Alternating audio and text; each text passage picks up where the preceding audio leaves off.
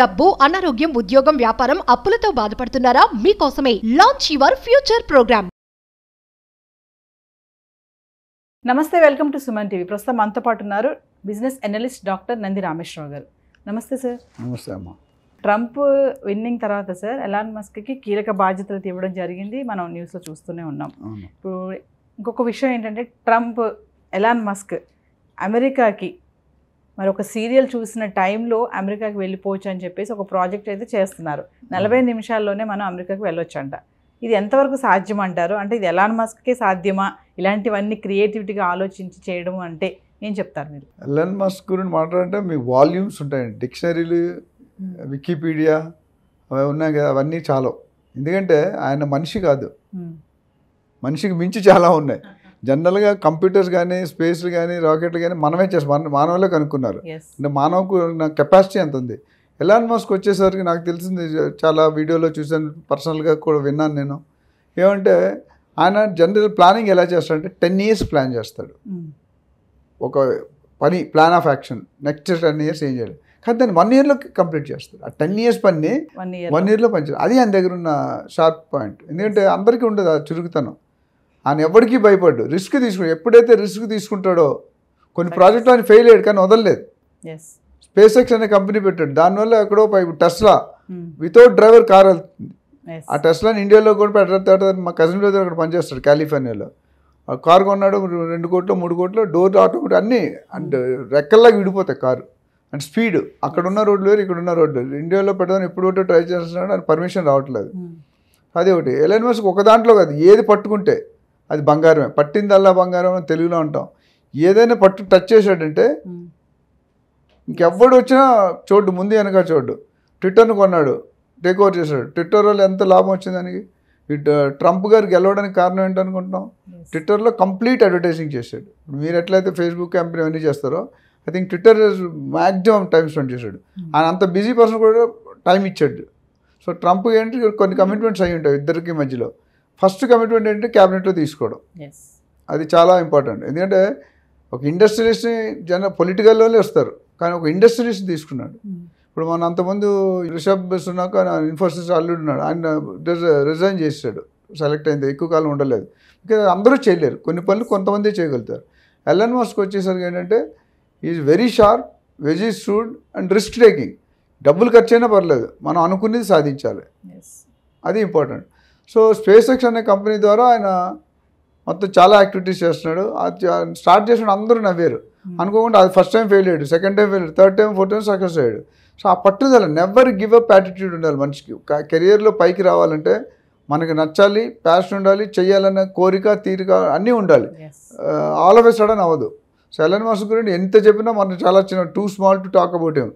But ఇప్పుడు ప్రపంచంలోనే number 1 అయిపోతాడు ఆయన. ఫండ్స్లో కానీ, బిలియనర్ మిలియనర్ అనుకున్న ఆస్తిని చూసుకుంటే ప్రతి నిమిషానికి, సెకండ్ కూడా కొన్ని వేల కోట్లు, లక్ష కోట్లు వస్తున్నాయి. ఆయన ఓవరాల్ అసెట్ చూసుకుంటే మన అంబానీ, అదాని అందరు మించిపోతారు. ఇండియాలోనే అంబానీ, అదాని, బయటకు వెళ్తే చాలామంది ఉన్నారు. సో అందులో ఈయన ఒకడు ఫస్ట్ ప్రథమంగా ఉంటుంది. అంతమంది బిల్ గేట్స్ ఉండేవాడు, వారన్ బుఫెట్ గారు ఉండేవారు. అది క్రాస్ అయిపోయాడు. ఇప్పుడు ఆయన క్రాస్ అయ్యి డిఫరెంట్గా చేస్తున్నాడు. ఈ స్పెసిఫిక్ మీరు ఏదైతే అమెరికాకి 40 minutes కదా 1 hour వెళ్ళింది అనుకో, అయినా నష్టం లేదు. అంటే ప్రపంచంలో ఏ మూల నుండి ఏ మూలకైనా maximum 30 minutes to 1 hour maximum. America to Sydney 1 hour maximum. So 30 to 50, 60 minutes చేయడానికి చాలా అంటే టెర్రర్ అది. Nobody expected. ఎవరు 16-17 గంటల్ని 40-50 minutes చేస్తున్నాడంటే మాటల జోక్ కాదు అది. అంటే చేస్తాడా చేయడంటే డెఫినెట్గా చేస్తాడు. ఆయన అనుకున్నది 1 సంవత్సరం లేట్ అయినా, మేబీ ఇప్పుడు ట్రయల్స్లో ఉంది first mode prototype. Next 2 to 3 yearsలో లాంచ్ చేయాలనుకుంటున్నాడు. దానికి వెరీ లాస్ట్ 10 years నుండి ప్రయోగాలు చేస్తున్నాడు, అంటే ఎఫర్ట్స్ పెడుతున్నాడు. మధ్యలో కొన్ని కరెక్షన్స్ ఉంటాయి, ఫెయిల్ అవుతారు. సో ఇప్పుడు ఒక ప్రోటోటైప్ వచ్చింది, అప్రాక్సిమేట్ టైం 10 నిమిషాలు ఇటు అవుతుంది. బట్ ఇవన్నీ 1 hour వేసుకోండి, 40 minutes మంది 1 hour వేసుకోండి. 1 hourలో కొన్ని వేల మైళ్ళు, అంటే అంత ఈజీ కాదు కదా. సో ఆ పట్టుదల, ఆ టెక్నాలజీ. నాకు ఎప్పుడు స్పేస్లో కూడా ఇల్లు కడతాడంట, అంటే లేటెస్ట్గా విన్న స్పేస్లో ఇల్లు కడతాడంట.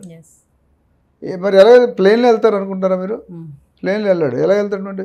40 minutes అంటే rocket, Starship rocket. So rocket అనేది ఎంత స్పీడ్గా తీసుకెళ్తుందో మనకు తెలుసు.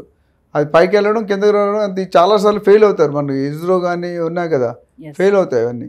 సో బట్ ఈయన సక్సెస్ అవుతున్నాడు. ఆయన పట్టుకుంది యూనిక్ ఐటెం పట్టుకుంటాడు.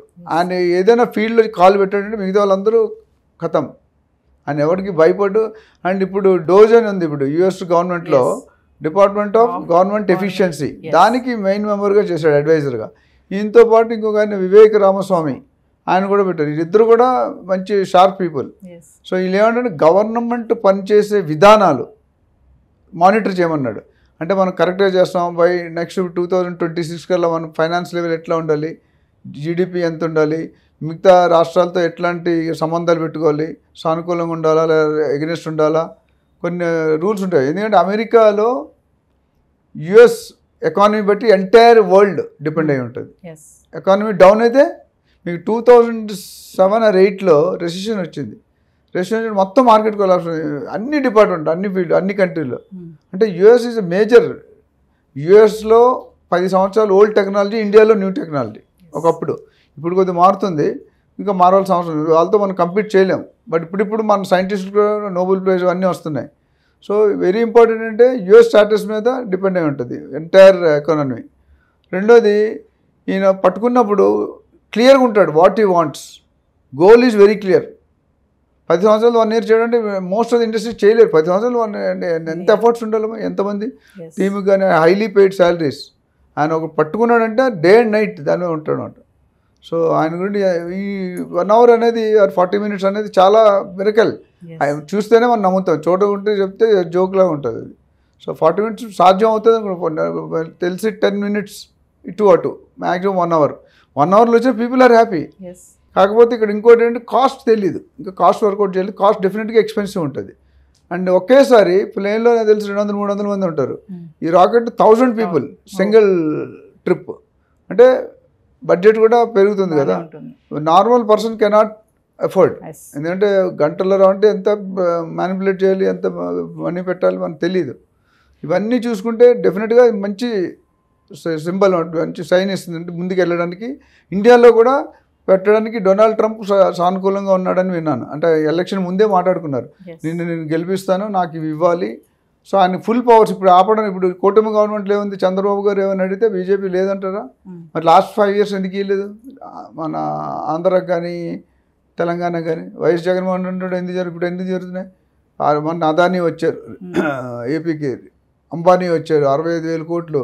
లోకేష్ బాబు మన ఫారెన్ టూర్ వెళ్ళి అదొక 60,000-70,000 కోట్లు. అంటే ఓవరాల్ ఈ ముగ్గురు, Adani, Ambani and America, Oracle, Tesla, Equinix అన్నీ.